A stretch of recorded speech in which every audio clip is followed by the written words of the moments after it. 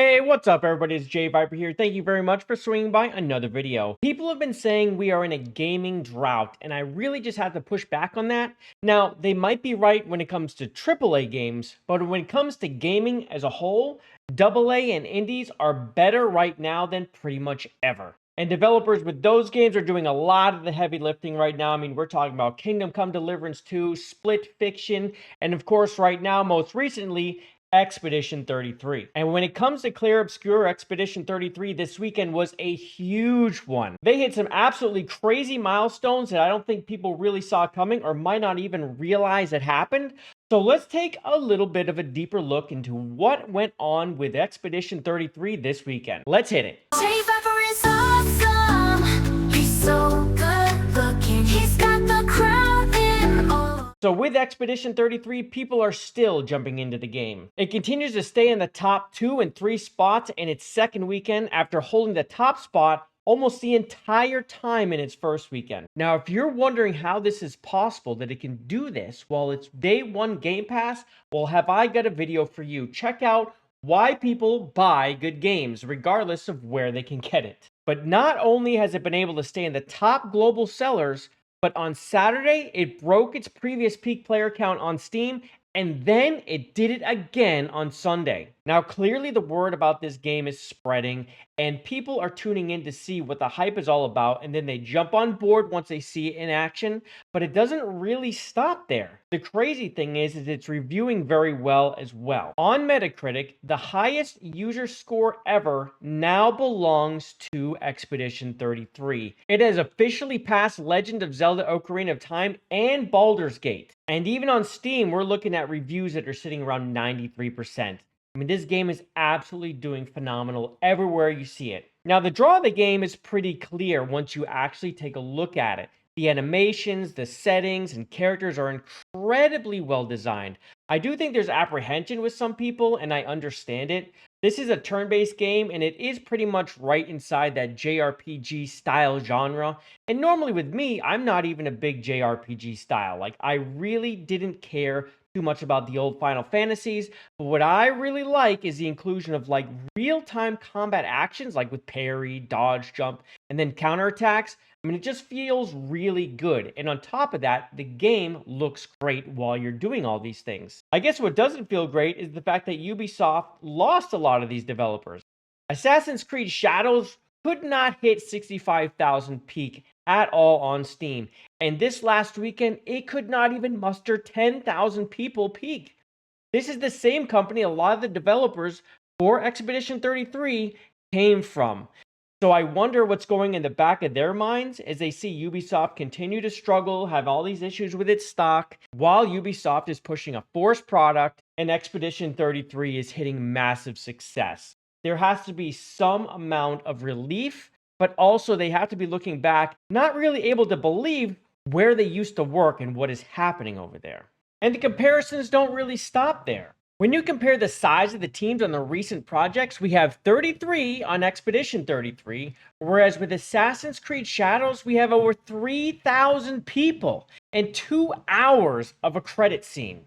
With bloated personnel comes bloated budgets. Clair Obscur is estimated to have cost less than $20 million, whereas Shadows is somewhere between $250 and $350 million.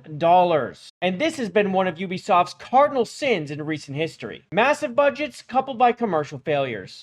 Shadows is only the most recent, but it was just last year we witnessed Skull and Bones released to next to no fanfare and a rumored budget of over $600 million. They followed that up with Star Wars Outlaws, which was riding an IP that should be able to get attention all by itself, but it flopped spectacularly. What these projects all lacked, I can only describe as passion. Did these projects have it? They didn't, but we'll get back to that soon enough. So Guillaume Broche, which is, I believe, how you say the name, sorry if I butchered it, he's the game director at Sandfall Interactive for Expedition 33. He had a sit down and was talking with the BBC recently, and he touched on how difficult it is to get a game like Expedition 33 off the ground at a big company. So here's what he had to say. For this kind of project with a new IP, an original story, original characters, It's very hard to propose in a bigger company. In those bigger structures, you generally need to prove yourself first and to be well placed to have any hope of pitching this kind of project.